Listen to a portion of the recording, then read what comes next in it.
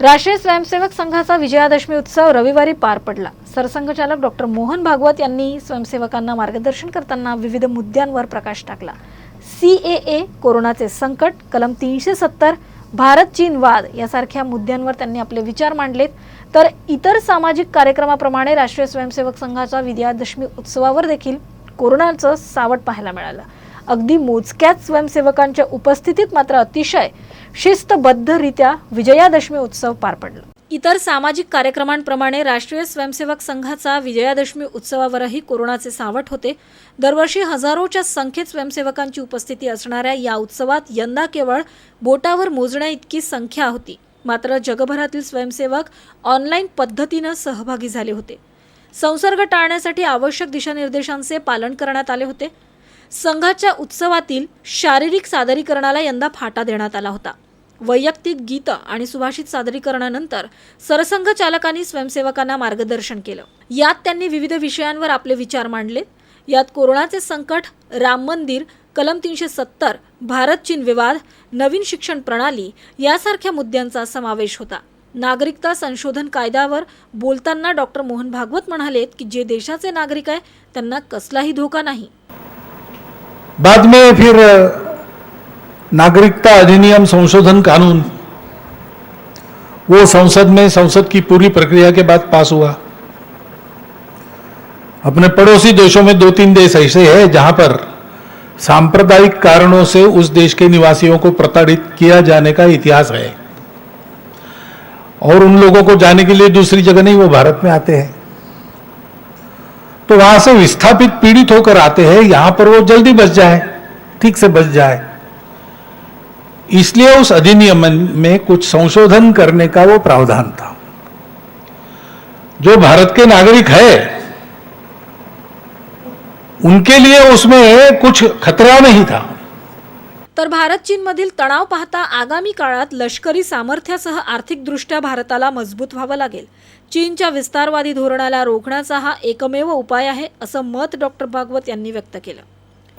उसका स्वभाव विस्तारवादी है, सब लोग जानते हैं, लेकिन इस बार जैसे एक साथ उसने ताइवान के साथ, वियतनाम के साथ, अमेरिका के साथ, जापान के साथ, भारत के साथ साथ ही एक साथ झगड़ा मोल लिया। कुछ उसके अपने कारण होंगे, लेकिन सबके ध्यान में फिर एक बार आ गया। लेकिन और एक अंतर ऐसा है कि इस बार भारत ने उसकी जो प्रतिक्रिया दी उसके कारण वो सहम गया, धक्का मिला उसको एक, क्योंकि भारत तन के खड़ा हो गया। भारत की सेना ने अपने वीरता का परिचय दिया, भारत के नागरिकों ने अपने देशभक्ति का परिचय दिया। सामरिक और आर्थिक दोनों दृष्टि से वो ठिठक जाए इतना धक्का तो उसको मिला है, और उसके चलते दुनिया के बाकी देशों ने भी चीन को अब डांटना शुरू किया है, खड़ा होना उसके सामने शुरू किया है। और इसलिए इसका उपाय क्या है? सतत सावधानी, सजगता और तैयारी। सामरिक तैयारी में, आर्थिक अपनी स्थिति में, अंतरराष्ट्रीय राजनय में, अपने संबंधों में, और पड़ोसी देशों के साथ अपने संबंधों में हमको चाइना से शक्ति में, व्याप्ति में बड़ा होना पड़ेगा। दूसरा उपाय नहीं है। तर फुटीरवादी विचारसरणी देशासाठी घातक आहे, सर्वांनी त्याचा विरोध करायला हवा, असंही डॉक्टर भागवत म्हणाले। वो संविधान के विरुद्ध कानून को ताक पर रखकर हिंसा करते हुए नजर आते हैं, भारत तेरे टुकड़े हो ऐसी घोषणा करते हैं नजर आते हैं, लेकिन वो ऐसे प्रसंगों में अपने आप को संविधान, धर्मनिरपेक्षता आदि आदि के बड़े रखवाले बताकर और ये समाज को तोड़ने की कार्रवाई करते रहते हैं, समाज को उल्टी पट्टी पढ़ाते हैं।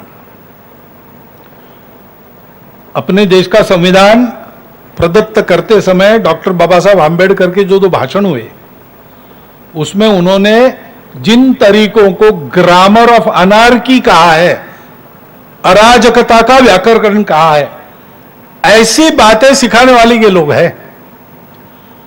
और ये लोग देश और समाज को तोड़कर दुर्बल रखने का उद्योग करते हैं उनके अपने निहित स्वार्थों के लिए। उनसे बचना समाज को सीखना पडेगा। वो भ्रम फैलाते। तर नव्यानं लागू करण्यात येणाऱ्या शिक्षण पद्धतीचं त्यांनी स्वागत केलं। स्वदेशी स्वावलंबनावर आधारित ही प्रणाली काटेकोरपणे लागू व्हावी यासाठी लक्ष देण्याची गरज असल्याचंही ते म्हणालेत।